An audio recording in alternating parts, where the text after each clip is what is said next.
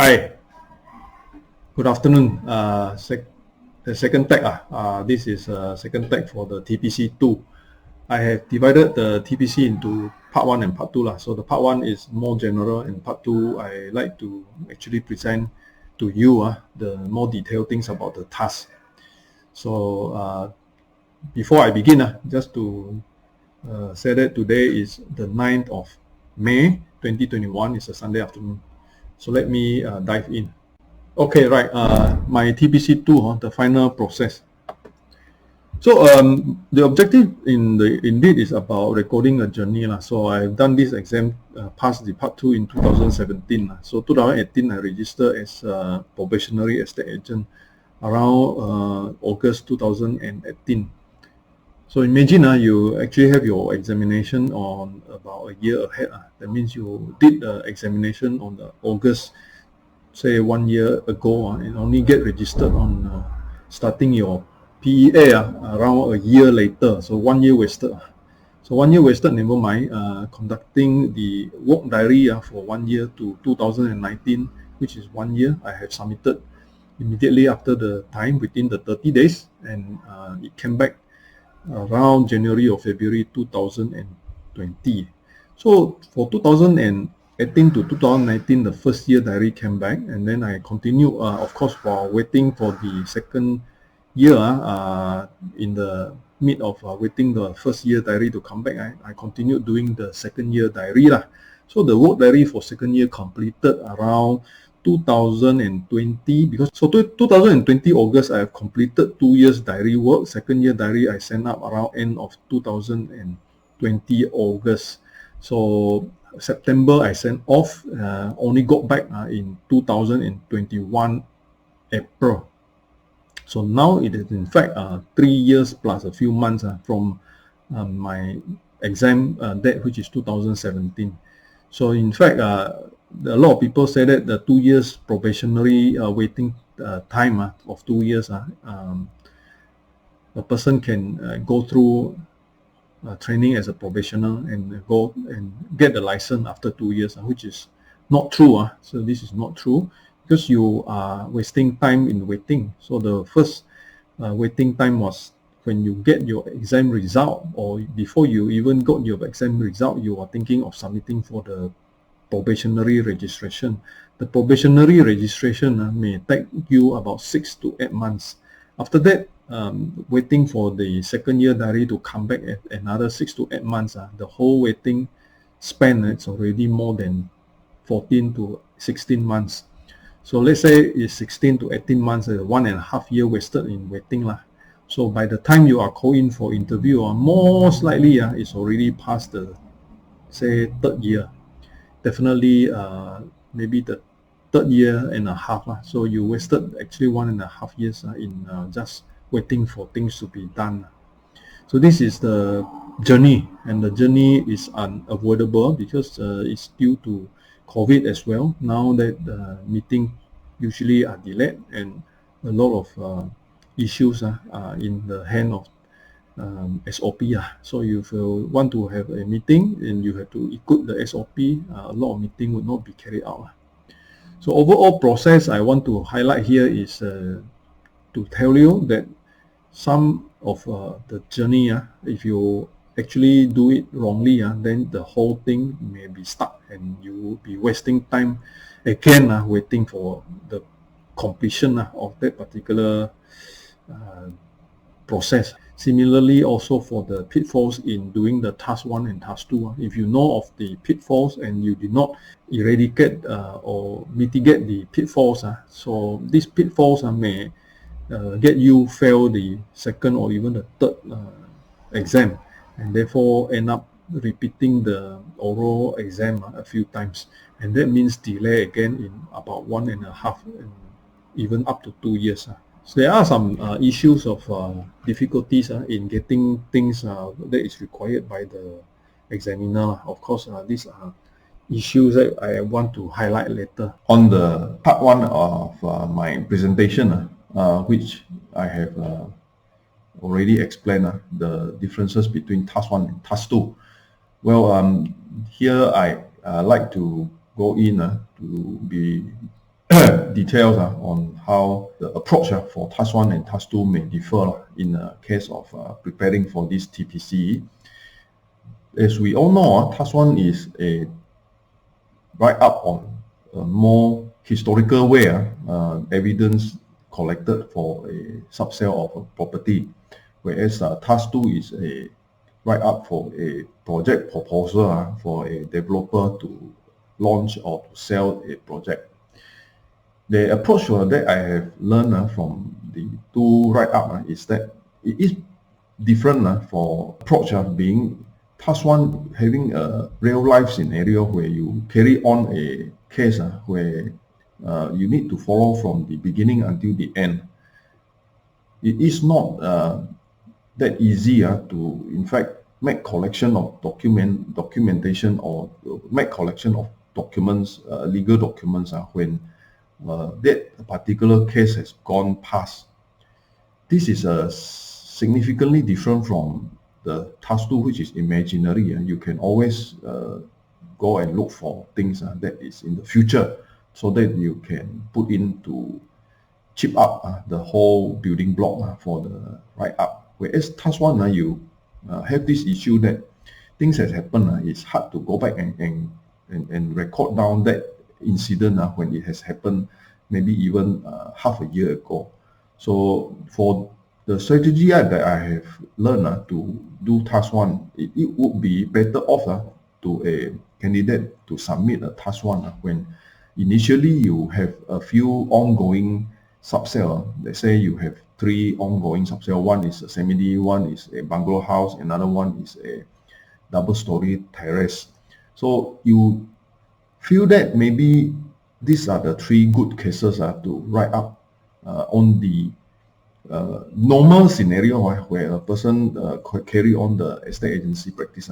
All these 3 would eventually complete its process of agency appointment, and sale usually will complete after a few negotiation of few potential prospect, and eventually go to sign the sales and purchase agreement, and after that handing over.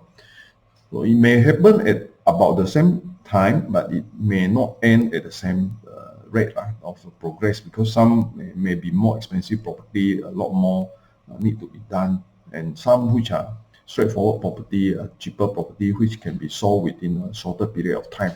So the likelihood for a candidate to write a particular write-up on task 1 would be better off if a candidate prior to writing up already have the intention of choosing a particular subsale.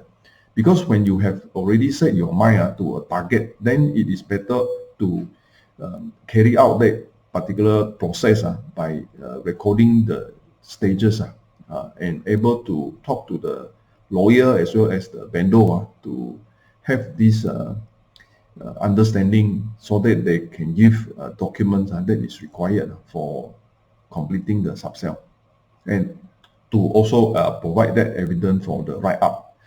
So for the details in the first part of the 3 parts that I want to highlight here, on the detail part, you need to register all the potentially important steps in the agency process with evidence of certain things, certain stages has been done.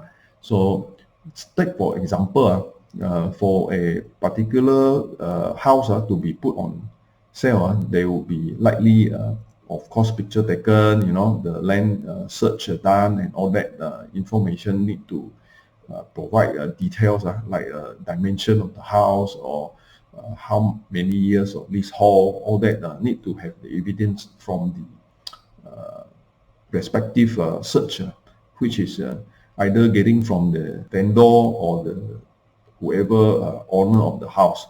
In where some of these owners already have lost those documents, so you have to choose a particular subsale which is the vendor, the owner is cooperative enough to give you all those information.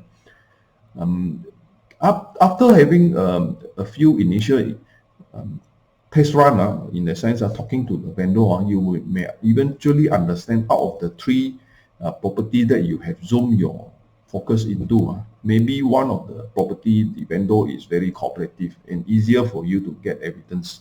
So you may want to choose that particular vendor. Comparing them together, you feel that you get a better whole of the documents if you work with this vendor. Of course, a vendor can also have issues like they have lost some of these documents, and he may be willing to help, but those documents already no more in place, so you cannot have a complete documentation.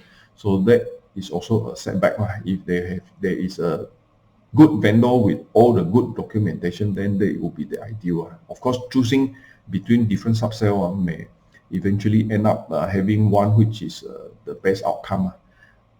The mistake that I feel that most people will go through is they do not have a focus, or they do not have a target subsale, whereby they be busy doing subsale and end up having more than a few, maybe even 10 or 20 of the subsale over a period of 1 or 2 years, and eventually none of the subsale actually have the completed documents that is sufficient enough for a good write-up. So in such a scenario, they end up having a lot of so-called loopholes in the task one, where you go to interview, then there will be question asked that you do not have enough evidence to support.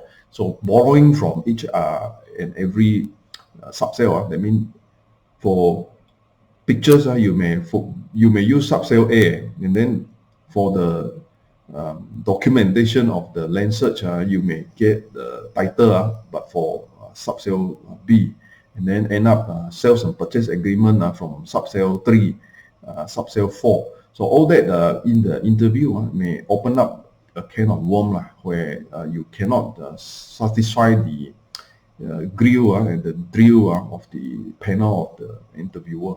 So this is important for forward-looking rather than going back and digging out things. Rather, you would choose one or two very good case with the cooperation of the vendor as well as the lawyer, and you are most likely able to collect most of the documents that is required to provide in the task one.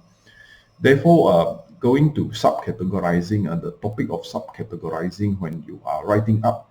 So likely you have a good background of the property.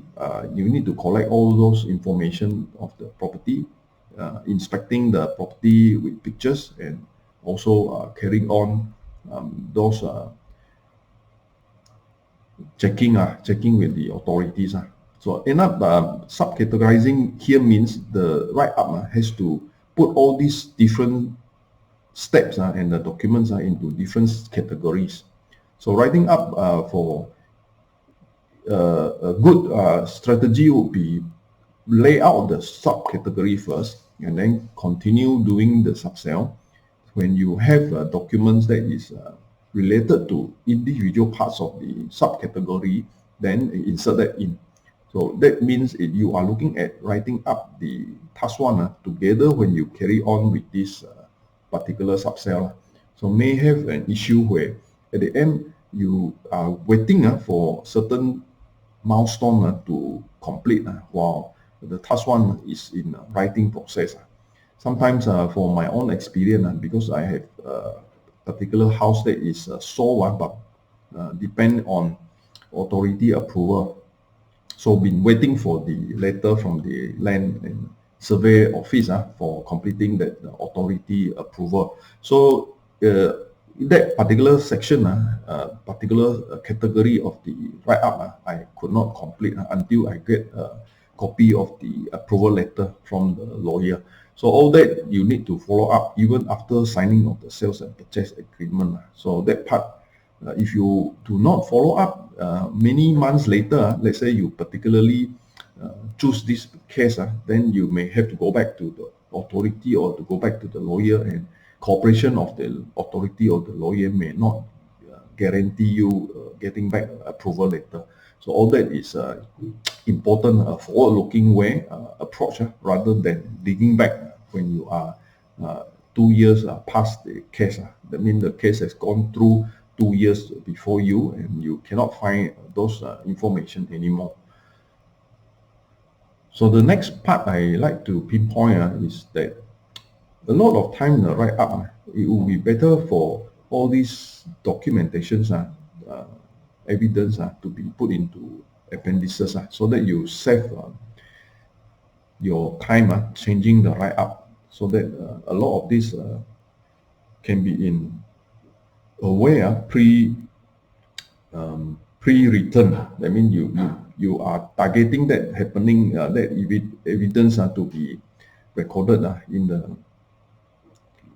the write-up, but then put it in the appendices, where when it comes in, you just insert it back to the appendices, not touching on the main write-up. So that would actually save a lot of time for your control of how many words and how big section that you need to write to fulfill the requirement. Lastly, don't run the law in the way, trying not to run the law, but this is important. It's also included in the preempt of the choices of subcell. So sometimes when I hear from seniors, they go to presentation of the case, task 1 in the TPC, they end up having to face questions like, who paid the stamp duty for transfer? Then in a lot of ground practices in Malaysia, in cases of Sarawak, in cases of Malacca, and in cases of Penang, this stamp duty payment is actually shared between the vendor, the seller, and also the purchaser. But in the law, the stamp duty should be paid by the purchaser in full. So some of the lawyers would have a lot of way to how to circumvent this issue. But the sales and purchase agreement is written as half paid by purchaser and half paid by seller. So it doesn't comply with the law. Although this is a subsale, supposed to be in a way a contract of itself, but then the sales and purchase agreement itself, although being a negotiated deal between the two parties, the panel of the interviewer may ask this type of question, that how can you prove that this is not following the law? So when things are not following the law in the real case, then it is difficult for you to present it as a write-up for task 1, because the task 1 is a recorded academic finding of the process that should be legally fit on itself, and a contract which is legally unfit cannot stand as a contract in the eye of examiner. So that also is a learning process for us to avoid choosing cases where you have issues like those run the law scenario. Certainly, the issue of building up or building down the valuation has to be clear. So if you have a case where sales and purchase agreement is at 1 million, and then under table money of 200,000, the sales and purchase recorded as 1 million sales, but the earnest deposit is paid at a different rate. All that you need to be careful so that to put up where, so that when it is asked in the examiner's eye, you are not running the law. So this is important. So my second part that to explain is that quite straightforward legal evidence like sales and purchase agreement, letter of offer, and acceptance, all these are quite aware, good process that you have to go through anyway to register a commitment of a contract. But for task 2, there is actually no contract because it is a proposal only. So a proposal of a marketing project to the project marketing department or to the developer is in fact just a presentation. So there will be a lot of quotation required, proof of pricing, budgeting, proof of certain amount of estimate. So all that is in fact evidence that may be asked during the interview. So for task 2, the evidence level is different from the task 1 evidence. Task 1 evidence is mostly legal evidence. For task 2, it is a lot more on quotation, budgeting, and certain work that you have done to get those informations. Those documents, you can imaginarily do it. So therefore, for task 2, as in project marketing, you can actually go back and look. If you have problem of getting some information, you can even create similar ones in the website. Now, because of our website, there are a lot of firms which allows quotation. That means to give you a free quotation.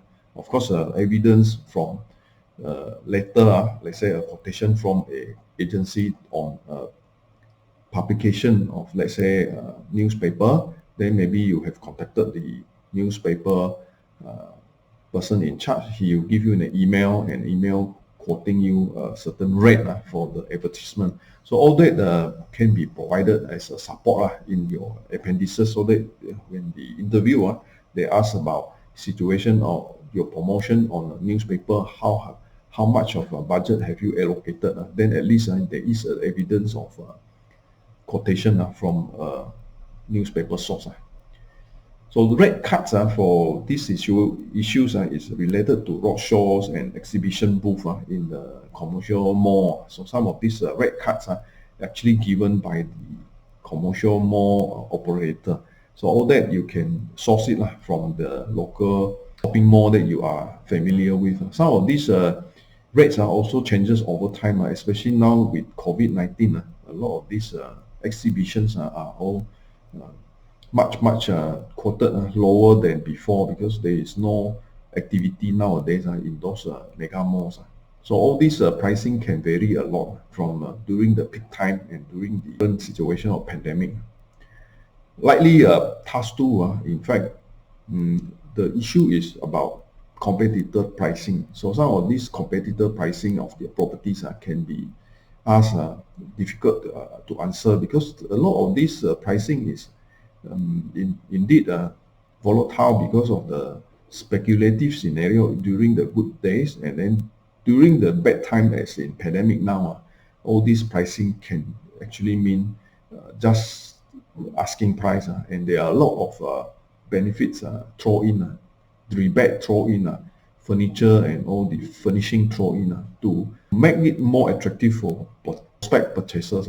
So all that pricing may be just illustrative, but not able to give a good indicator until the developer in itself actually come up with their own strategy. So this is a process of trying to convince the panel of interviewer.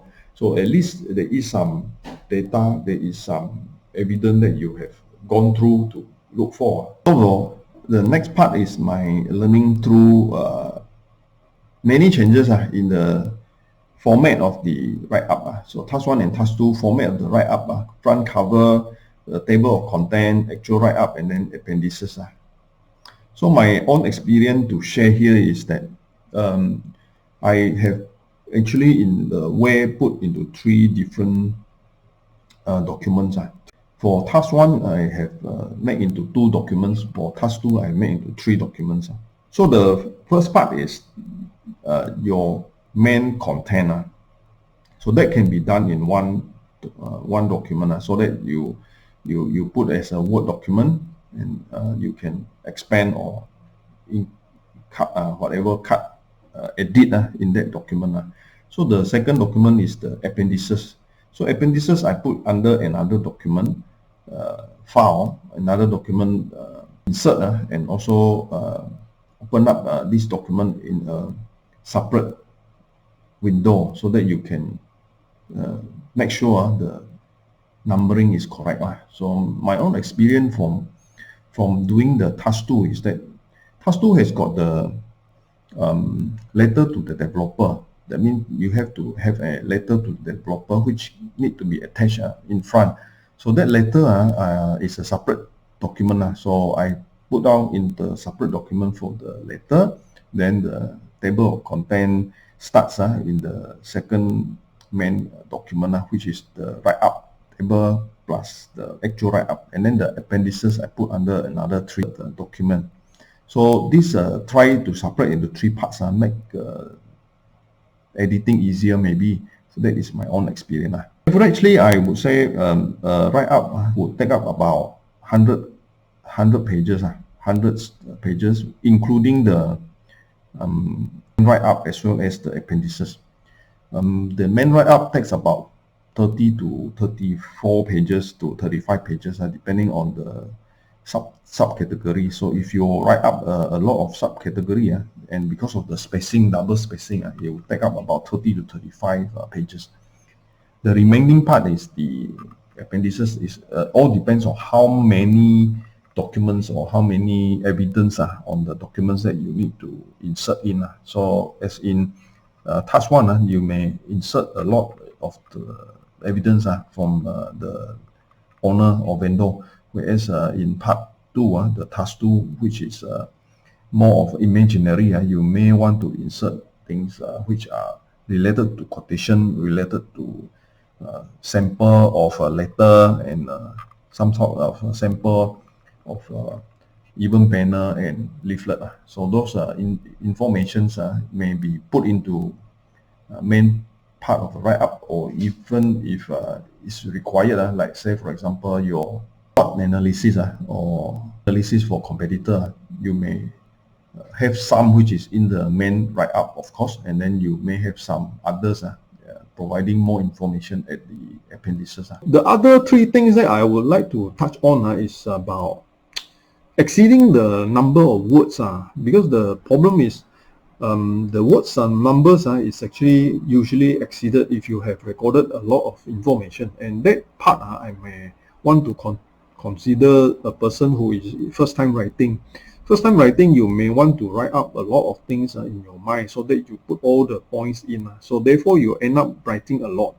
But after having to cut down, then you would choose the key points and important summaries. So this part is a process that to get through, so that you would eventually make it simple, straightforward, rather than complicating. The write-up should be simple and straightforward. Maybe one section of your write-up may have a few appendices, and if you were to start using a different nomenclature or different naming of the appendices, you may get confused. So I would rather that all the appendices should follow the main text. So if it is 1.1, then the appendices should also be appendices 1.1. So if the part on 1.1 has a few subparts, then the appendices can be added as in 1.1a, b, c, d, e, so that it would not get confused. So your appendices 1.1 refers back to your main write-up as section 1.1.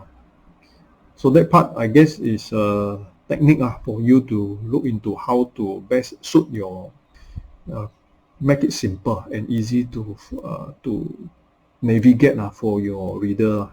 Although chopping out a lot of unnecessary information, you still may want to put some of these unnecessary thing into the appendices, so that when they are question asked, you can straight away refer to all this information.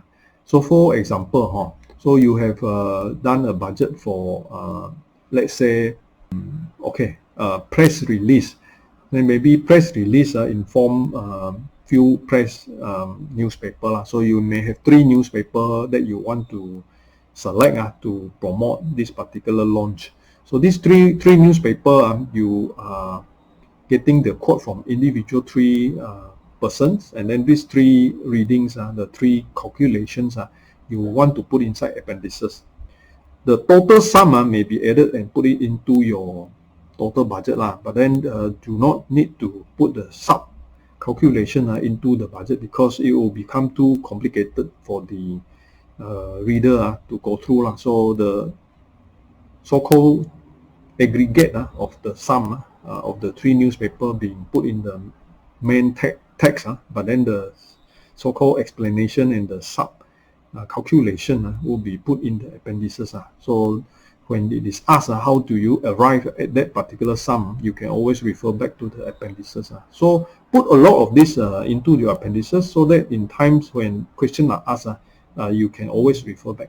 There is always this problem of unending perfection because we want to have the 100% cover up for all the possible loopholes so that when the question is asked, we can always refer back. There is always an answer, but this is unattainable, especially when question can come anywhere. So you may have an issue of unending tasks on right up. So this means there may be still incomplete area where it's possibly asked and you are unable to come up with a good answer. So, well, this is a part and parcel of how to learn and how to become more skillful in tackling these issues.